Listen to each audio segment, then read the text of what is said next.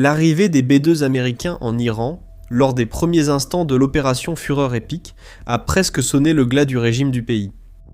Des bunkers, bases et sites de lancement de missiles détruits instantanément. Maintenant, les États-Unis sont allés encore plus loin.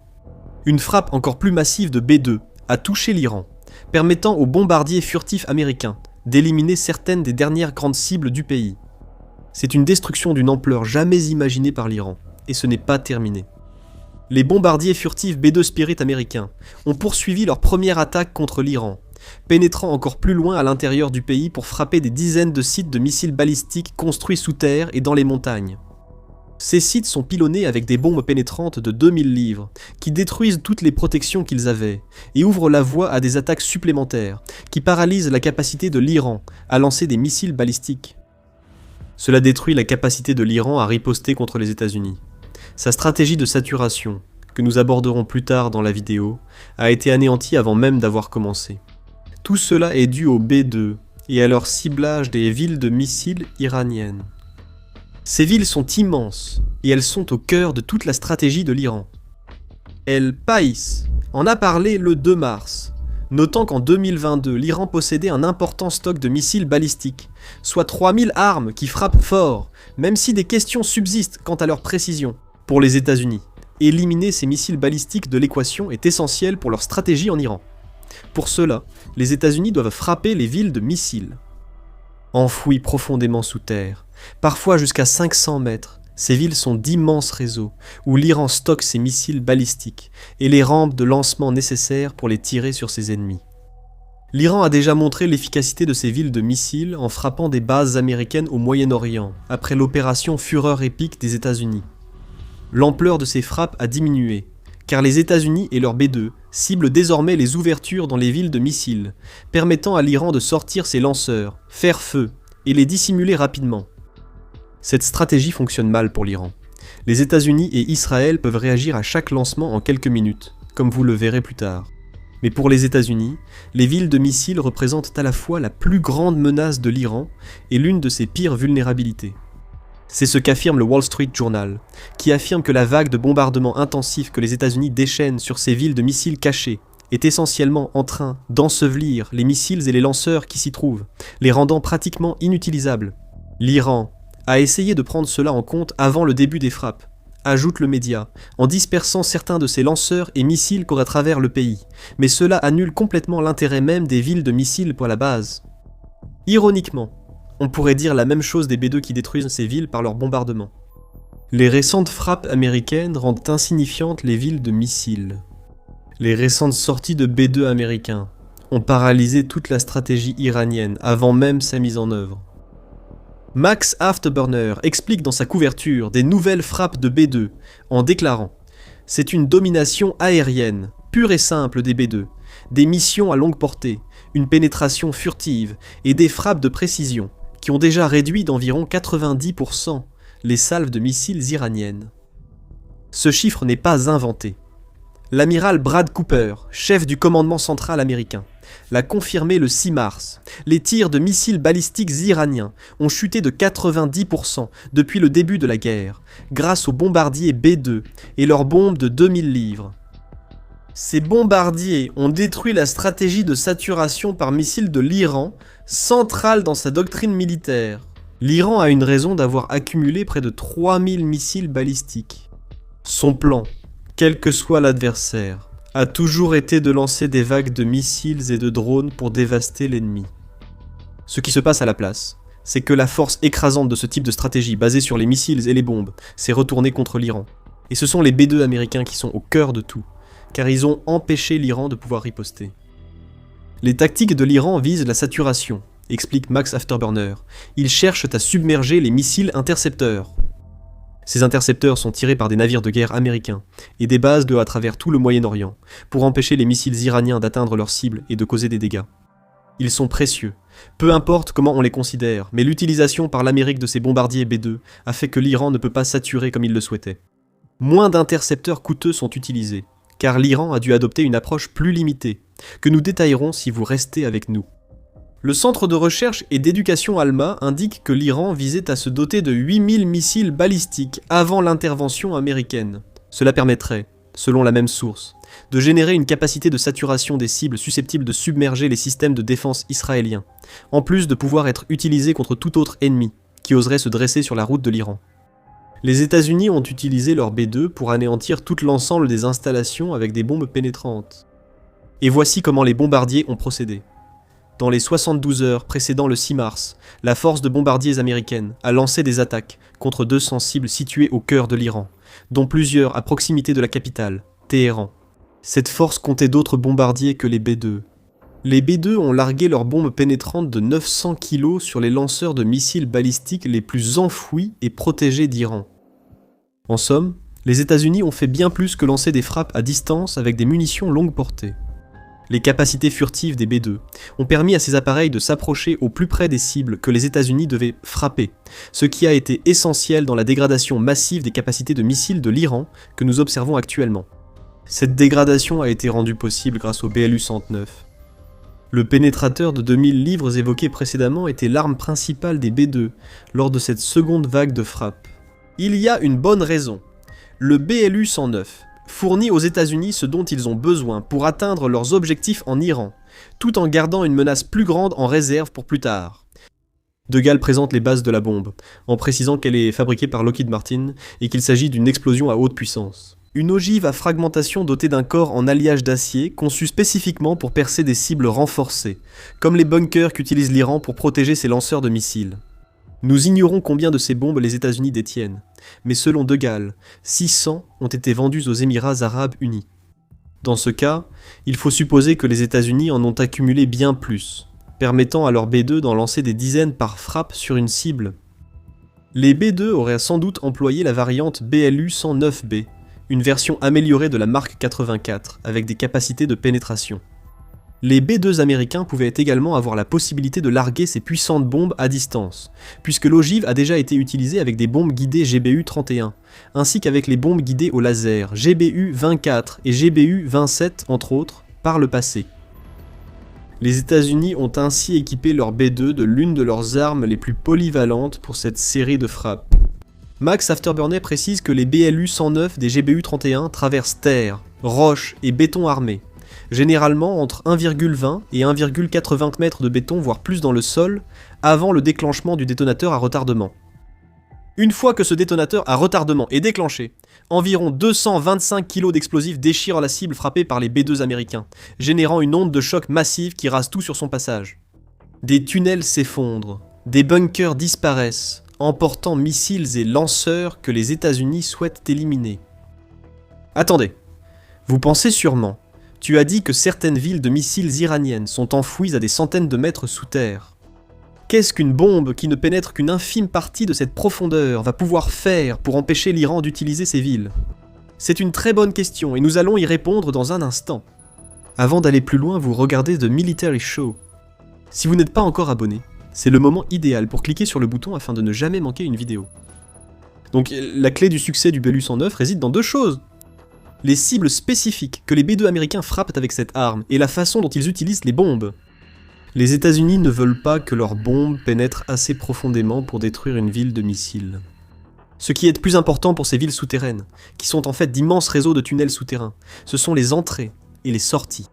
Un missile ne peut pas être lancé à des centaines de mètres sous terre. Le lanceur doit être exposé à l'air libre, même si cela nécessite une porte creusée dans la montagne pour livrer sa charge utile. C'est ce que les États-Unis frappent avec leurs bombardiers B-2. Ils font s'effondrer les entrées et les sorties des villes de missiles plutôt que les villes elles-mêmes. Et à chaque fois qu'une de ces ouvertures est détruite, les forces de missiles iraniennes se retrouvent avec moins d'options et une stratégie de lancement qui comporte énormément de risques, car chaque lancement signale l'existence d'une nouvelle ouverture que les États-Unis peuvent cibler. Pour la suite, laissons Afterburner expliquer. Mais lorsque vous larguez 100 armes sur un certain site, vous pouvez certainement utiliser ces BLU-109 pour pénétrer très profondément, et atteindre même les cibles les plus durcies, dit-il. Les B-2 américains peuvent donc aller plus loin.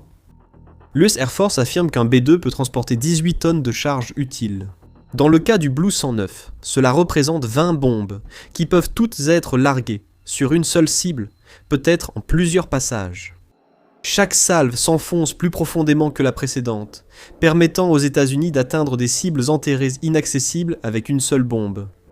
Et cela sans même prendre en compte les autres bombes que les avions américains peuvent larguer sur une cible une fois que leurs pénétrateurs ont fait leur travail. Les B-2 ouvrent une brèche. D'autres bombardiers peuvent ensuite détruire tout dans la brèche. L'Iran devrait se réjouir que les États-Unis et leurs B-2 ne larguent pour l'instant que des Belu-109. Ça pourrait devenir bien pire, car les États-Unis possèdent des bombes anti-bunker bien plus puissantes. Ces bombes anti-bunker se résument en 3 mots. Massive Ordnance Penetrator. Aussi appelée MOP, cette bombe anti-bunker est 15 fois plus grande que la Belu-109 et peut être chargée dans le B-2. La Fondation pour la défense de la démocratie indique que la MOP peut pénétrer jusqu'à 60 mètres et exploser une ogive de 2270 kg à l'impact, soit une puissance 10 fois supérieure à la BLU-109. Comme pour la BLU-109, plusieurs MOP peuvent être larguées sur une cible pour une pénétration plus profonde. Afterburner rappelle que l'Iran connaît déjà ces bombes, après leur utilisation par les États-Unis contre des sites nucléaires iraniens à l'été 2025. Aussi fou que cela paraisse, les États-Unis tirent actuellement des coups de semonce avec leur B-2. Ce sont certes des coups de semonce qui ébranlent la stratégie de missiles de l'Iran. Mais les États-Unis peuvent frapper encore plus fort, et ils ont la carte maîtresse MOP qui attend tranquillement dans leur poche. Changeons de sujet. Nous avons évoqué les actions des B-2 lors de leur dernière frappe, mais seulement effleuré leur réalisation. Ce que les États-Unis ont fait ici, et cela se produit chaque fois qu'un avion furtif comme le B-2 ou le F-35 est déployé, c'est qu'ils ont façonné le champ de bataille pour ce qu'ils veulent faire ensuite. En d'autres termes, les États-Unis utilisent des bombardiers furtifs comme le B-2 pour intervenir, quelle que soit la situation de la défense aérienne, et détruire des cibles que d'autres bombardiers et chasseurs ne pourraient peut-être pas atteindre. Chaque frappe affaiblit les capacités de combat de l'Iran, permettant aux appareils non furtifs de pénétrer plus profondément pour mener d'autres attaques. C'est une stratégie à plusieurs niveaux, pour assurer la supériorité aérienne américaine et contrôler la capacité de défense de l'Iran. C'est particulièrement évident dans l'attitude actuelle de l'Iran concernant les missiles. Il serait inexact de dire que les missiles iraniens ont été totalement neutralisés, selon Afterburner. L'Iran intensifie aussi ses frappes pour tirer moins, mais de façon plus stratégique. Cette approche a été illustrée le 8 mars, lorsque le Times of India a rapporté une frappe de missiles iranienne sur une base navale américaine à Bahreïn. Le Wall Street Journal rapporte que l'Iran a tenté de frapper récemment des radars liés aux défenses antimissiles américaines. Afterburner indique aussi que l'Iran vise désormais des raffineries de pétrole et des cibles similaires. L'Iran demeure une menace, mais grâce au B-2 elle est moindre qu'il ne le voudrait. Rappelez-vous que ce pays a bâti sa doctrine militaire sur une stratégie de saturation par missiles visant à submerger ses ennemis. Si les B-2 américains, ainsi que toute leur puissance de feu aérienne, n'avaient pas autant détruit les sites de lancement de missiles iraniens durant la première semaine de la guerre, nous verrions l'Iran mener bien plus de frappes, en utilisant une quantité de missiles bien supérieure à ce que nous voyons actuellement. Naturellement, cela entraînerait encore plus d'impact, surtout en Israël, cible naturelle des missiles iraniens. L'Iran doit adopter une stratégie et se limiter à des frappes isolées, car les bombardiers B-2 ont détruit ces sites de lancement de missiles, et ceux restants deviennent des cibles dès leur utilisation. Afterburner affirme que l'Iran adopte une stratégie de tir rapide, exposer un lanceur, tirer un missile, puis tenter de le mettre à l'abri avant la riposte. Nous disons désespérément, car les États-Unis peuvent riposter vite et violemment dès que le lancement du missile est détecté sur leur radar collectif. Trump affirme que les États-Unis ou Israël peuvent frapper un lanceur iranien en 4 minutes après son utilisation. Cela ne laisse pas beaucoup de temps à l'Iran pour mettre ce lanceur en sécurité, et cela signifie que chacun de ces lanceurs de missiles peut lui coûter à la fois le lanceur lui-même et l'ouverture qu'il a utilisée pour effectuer le tir. Peu à peu, les dernières capacités de missiles de l'Iran sont neutralisées.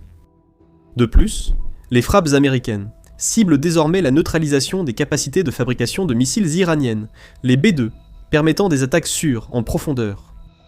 Quels que soient des plans que l'Iran avait pour construire plus de missiles, ils ont été suspendus de force, et cela signifie que chaque lancement qu'il effectue puise dans un stock de missiles qui s'épuise. L'Institut juif pour la sécurité nationale de l'Amérique a affirmé le 5 mars que l'Iran avait perdu 75% de ses lanceurs de missiles, ainsi que jusqu'à 52% de ses missiles balistiques à courte portée, et 73% de ses missiles balistiques à moyenne portée. Et cela, c'était avant que la nouvelle ne tombe concernant le dernier déploiement de bombardiers B-2 par l'Amérique le 6 mars. Ici, on assiste à la destruction systématique d'une philosophie de guerre entière.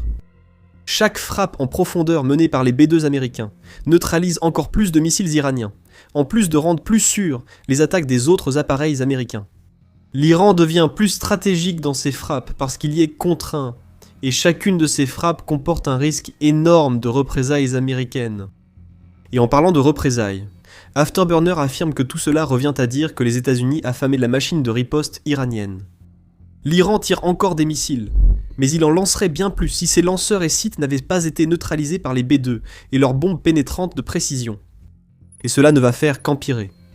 En plus de cibler les moyens de production de missiles de l'Iran, les États-Unis et Israël élargissent le champ de leurs propres opérations.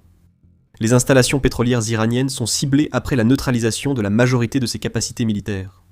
Le 8 mars, Al Jazeera a indiqué que de grands incendies ont été provoqués par des frappes sur 4 dépôts pétroliers et un centre de transfert à Téhéran et Al-Boz.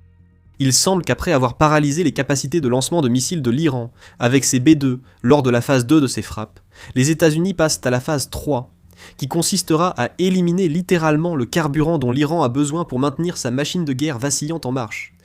C'est encore une destruction systématique. L'Iran ne peut pas répondre, car les B-2 ont éliminé cette option.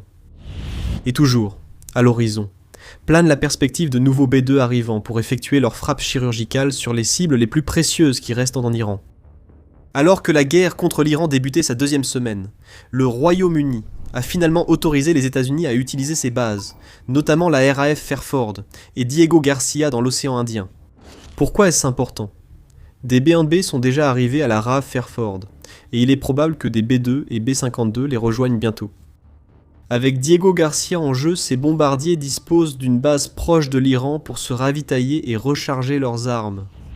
Jusqu'ici, l'Iran a été frappé par des B-2, effectuant des vols de plus de 30 heures aller-retour jusqu'à leur cible. Bientôt, ce temps sera fortement réduit, permettant plus de frappes de B-2 à une cadence accélérée contre l'Iran. Les défenses aériennes iraniennes, déjà paralysées, seront impuissantes face aux prochaines frappes de B-2 et l'armée de l'air ne pourra pas les aider. Déjà bien plus faible que l'US Air Force, l'armée de l'air iranienne est paralysée et ses rares appareils risquent d'affronter le missile américain qui a révolutionné le combat aérien. Découvrez de quel missile il s'agit dans notre vidéo. Si vous l'avez apprécié, abonnez-vous à The Military Show pour plus de reportages sur l'opération Fureur épique. Merci de nous suivre.